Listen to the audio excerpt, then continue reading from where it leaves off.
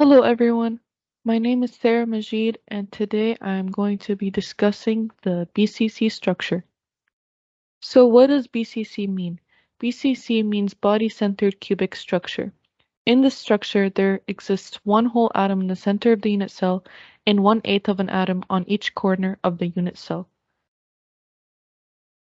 In this picture, you can see the BCC model I designed on SolidWorks, and I'm going to go to SolidWorks right now to show you the model there. Here's my model on SolidWorks. As you can see, here's the cell in the middle, the whole cell, and then you can see the 8 neighboring cells on each side of the unit. I'm sorry, here's the atom in the middle, and you can see 8 neighboring atoms on the corners of the unit cell. So each atom contributes 1/8 of it to the unit cell of the BCC structure. And I'm going to give it a twirl, and you can see how it looks like, and you can see the edges of the unit cell. These edges is basically what constitutes the BCC structure.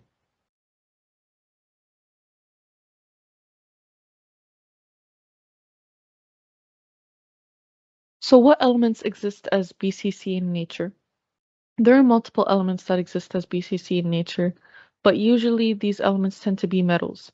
So examples of the BCC metals I found are group 1 metals, barium, radium, alpha iron, chromium, tungsten, tantalum, molybdenum, and vanadium. Now I will be discussing the coordination number of the BCC structure. So what is coordination number? Coordination number is the number of nearest neighbors that each atom has. The coordination number of the BCC structure is 8, and the reason behind that is because it has 4 atoms above the center atom and 4 atoms below.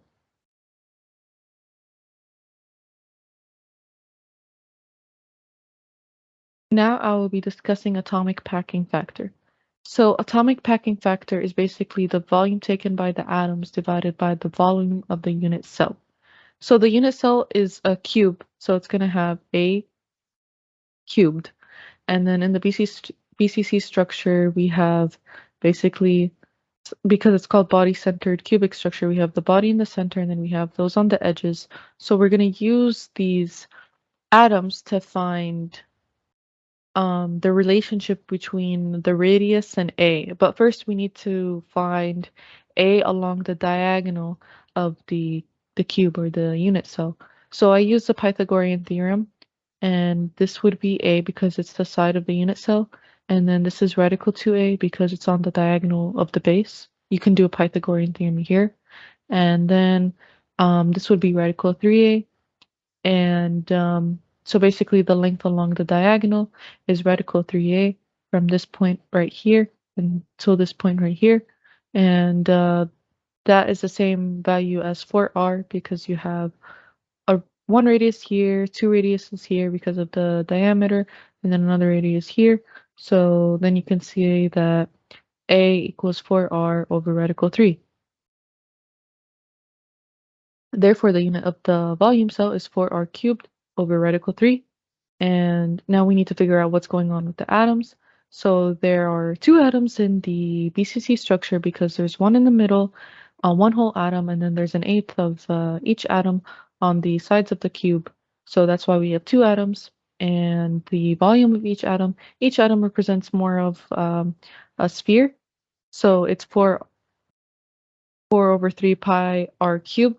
And we already found the relationship between R and A. So what we're going to do is we're going to multiply the number of atoms per unit cell times the volume of the atom, and we can get the atomic packing factor. This was the volume taken up by all the atoms in the BCC structure. This is the volume of the unit cell. You divide them, and you find that APF is 0.68 or 68% packing.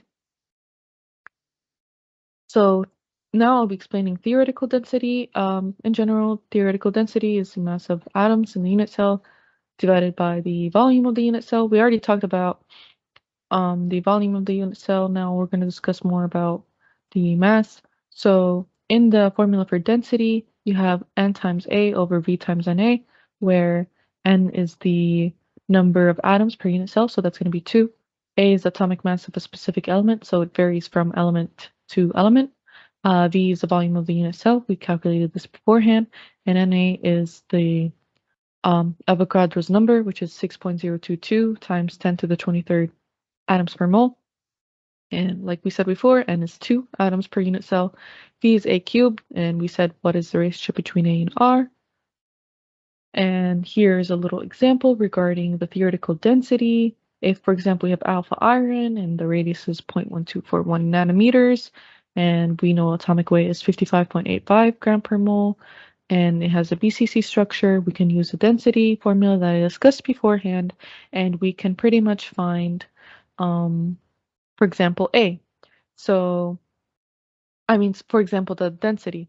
So first we have to find A, so we know the relationship between A and R, and we are given the radius, and we plug this into our formula, and we use this to find the volume of the unit cell, which is A cubed, and we plug it right here, and we see that the theoretical density of alpha iron is 7.88 grams per centimeter cubed, and that is actually pretty close to its actual density.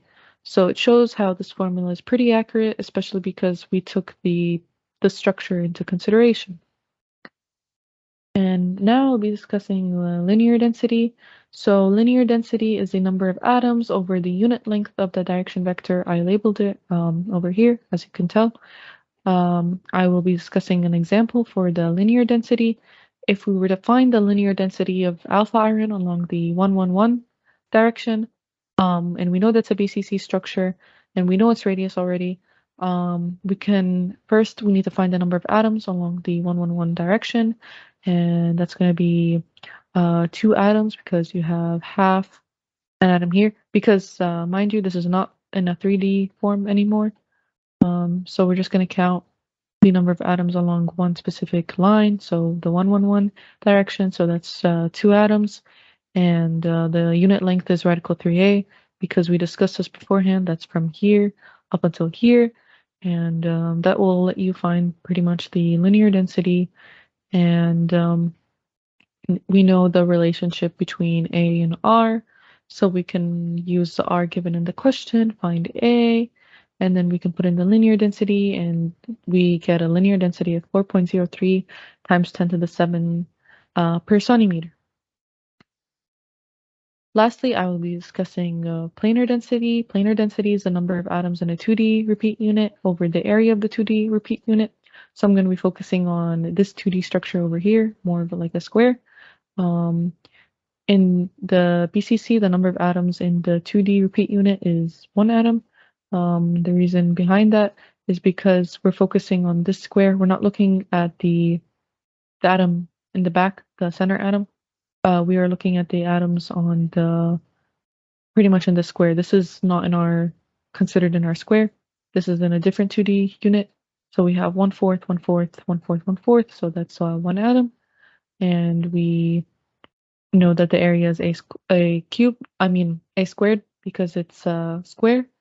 And we know the relationship between A and R. So we use this, and we can apply an example to this.